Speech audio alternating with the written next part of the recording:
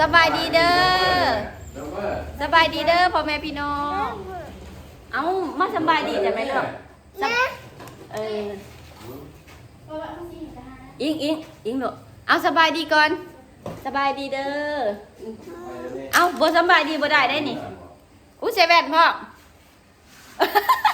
สบายดีเด้ออู้เบิ่งแต่งตัวสิไปงานวันเกิดพี่น้อง สบายดีเด้อพี่น้องวันนี้สิพาร้านไปงานวันเกิดสบายดีจะมางามคันไปเฮ้ยอันนี้กำลังแต่งตัวอยู่เงียบเลยมากับอันนั้นแล้วกับปุ๊กกำลังแต่งตัวอยู่พี่น้องไปงานวันเกิดไอ้ใบซ่านะลูกเราบอกเนี่ยมันจะไปงานวันเกิดไหมลูกอุ้ยงานวันนี้ร้านไฟดังกระแตกพอเยอะเอางามอ่ะอิงมาถ่ายหูกันอ่ะวันนี้ไปงานวันเกิดเด้อพี่น้องไปงานวันเกิดไปลูกไปงานวันเกิดไอ้ใบซ่าบอกในเรื่องมึงเนี่ยแต่งตัวแบบเท่เลยคนงานนี่ได้ก็คือไปมันงานคือไว้ป่ะไปกันเลยอิงมาหอดแล้วอิงมาหอดแล้วกินนมนะลูกนะกินนมไม่เคยอยากกินเค้กป่ะเบิ้งแห้งก็เป็นแห้งบรรยากาศอิงเอากลุ่มวะ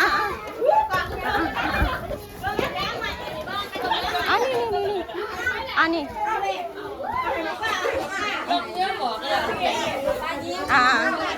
เนี่ยอะไรกระปุกแอมอะไรแหละมันกระเป๋าแหละเนี่ยมันเศร้าแหละเดี๋ยวจะคล้องวันเกิดนะมาประทานเป่าเค้กสับเจ็ดปลา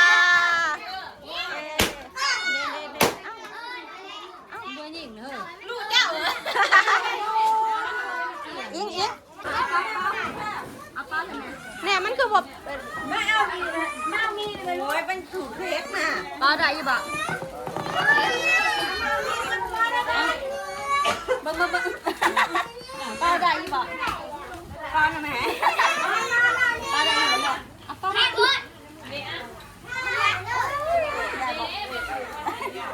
ลูกเขินเอาไหมจ้ะบ่มีแห้งเลยบ่ได้ปลาเนี่ยได้เลยลองกินกันโอ้ยบ้ากระยาเลยอมไม่ได้อันเดียวนี่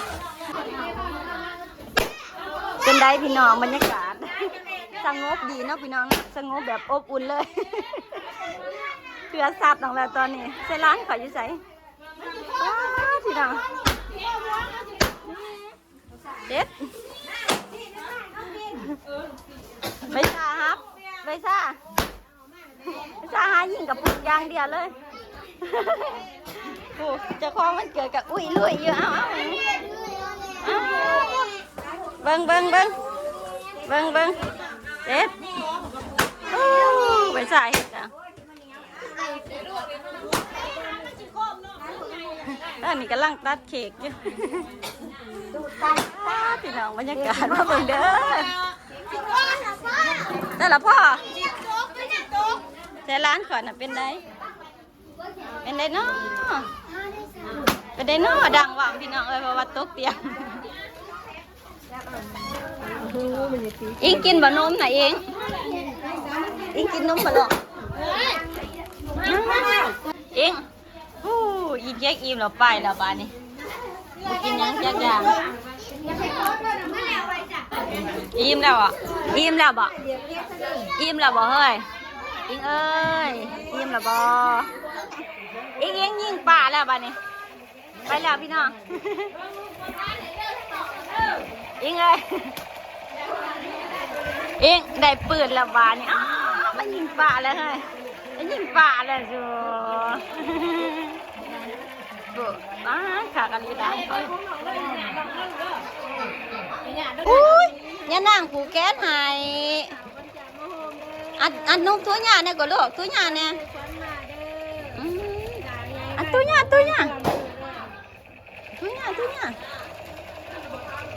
ว้าย ยิงปลาอาทุญ่าบัดนี้ขอบใจเด้อ ใจดีกว่า ขอบใจเด้ออะเดี๋ยวอาทุญ่าก่อน แม่ไม่ชี้ยิงกันซะ โอ้ยลูกหลาก่อยปะไปผูกแขนหายใบสาบปะลูกปะผูกแขนหายใบสาบปะฮะลูก2-3 มื้อหลายมื้อละปะไปผูกแขนหายใบสาบปะลูกปะอิงเอ้ยปะอ่ะให้ป้าให้เอามาให้อ้ายผูกแขนนะลูกฮันเด้เอามาผูกแขนให้อ้ายลูก ให้น้องนินแน่ ว่าผูกแขนว่าผูกแขนให้อ้ายลูกจ้ามาผูกแขนให้มาผูกแขนไม่สนใจอีกอ่ะผูกกี่บ่มาผูกแขนซะก่อนมาผูกแขนซะก่อน จ้าไม่อยากได้ยินค่ะ มาผูกจับ จ้าผูกเท่าไหร่ค่ะ นางลงไม่ไหว ยืดเลยได้มาทายหูมัน นางผูกแขนคนเดียวลงว่ามันกี่บาทมือหรือได้มันบ่มีถ้าเสร็จเลย มาผูก มันเบอร์เลยนางลงก่อนนาง มาผูกแขนอ้ายไว้ลูกอ่ะจงแขนจงแขนจงแขนจงแขนอ้าย บ่เห็นบ่เนาะ ฟังค่ะ ได้ไปจ้าเอ้ย นางกับนางงามๆนะทุก นางลงนางตะหมอพักนี่อ่ะย่อแขนอ้ายย่อแขนอ้ายยี่ที่นี่ห้างได้อ่านด้วยจ้าเด้อแขนใหญ่ได้นี่ประมาณแขนหน่อยนั่นเหรอ มืออะไรกดให้ได้เฮ็ดได้นี่นะเฮ็ดได้นี่เฮ็ดได้นี่นะลูกเฮ็ดได้นี่ลูกแพ้ ผูกแขนเอาทู่ย่า ไปบอกแค่ลูกไป นึงอ่ะทู่ย่าไหมลูกย่าจิผูกแขนหายนะอิงเอ้ยอันเด็กทางนึงทู่ย่าคือลูกอันเด็กเอามือเดนี่ย่อมือแน่นั่นแหละลูกโอ้ไม่ย่าผูกแขนหายอย่าดื้อแล้วเด้อวันนี้เด้อตกเตียงอันเดขอบใจได้เมื่อกี้นั่น จ่ายยาแล้ว ขอบใจย่าเนี่ยลูกอันเดขอบใจย่าลูกทูย่าอิงขอบใจนะเด้อขอบใจเด้อไปละเอาเบี้ยงอีก ยาผูกให้ในเดที่หลานนะ เอายัง ให้น้องให้น้องให้น้อง โอ้บ่เอาอันนี้ฮะ ให้ลูกให้ลูกกินให้อีกให้ลูก บ่ผูกแขนกันเองเด้อเอายัง เวลากายผงนั่งคือกัน อันเดทูย่าเอาเด้อผูกเอายัง ดีไม่แห้งด้วยอ่ะไว้กินด้วย ขอบใจเลย ขอบใจเด้อครั้งนึงทูย่าเด้อ จะสิเล่นสิลูกให้เล่นจะสิลูกแพ้เดี๋ยวน่าเห็นมันจ่อเบียดกันย่อขึ้นแต่พ่อย่าโจ้เหมือนย่าเล็กย่อขึ้นนี่ย่อขึ้นนี่จะมาดังอ่ะ ไอ้หลานอยู่ดีมีแห้งเด้ออย่าไปเด้อ อะไรมือนี่นะ บอกฟังกวางอย่างเมื่อมันงอนเดี๋ยวลา อย่าตุ้มเปียงมัน อัน เจ็ นี้ บ ก็ข้ามแมวยังไม่มาคือ ดูแอบ ยังมาคือท่านพูด มันจะหนักมันจะหนักมันจะหนักมันจะหนัก หอมแน่มาหอมแน่ บังหูแท่งเลย ถ้าบอกเมื่อบอกอีก ถ้า หลังจากที่กลับมาใส่เกาะได้จับผูกแขนกับให้ผูกแขนให้เจ้านะลูก ผูกแขนน่ะ ให้ผูกแขนให้มึงเนี่ยตอนอยู่หันเราบ่กินยังไปอมกับปุ่นยังเดียวไปอมกับปุ่นไปลินปืนในกิซ่าบ่หายลินจัง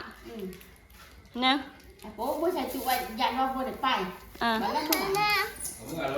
ง แกหมอเนี่ย กินได้ลูกอันนั้น แกขึ้นมาได้นี่ไปกินขนมทงใหญ่ๆป้าที่แกให้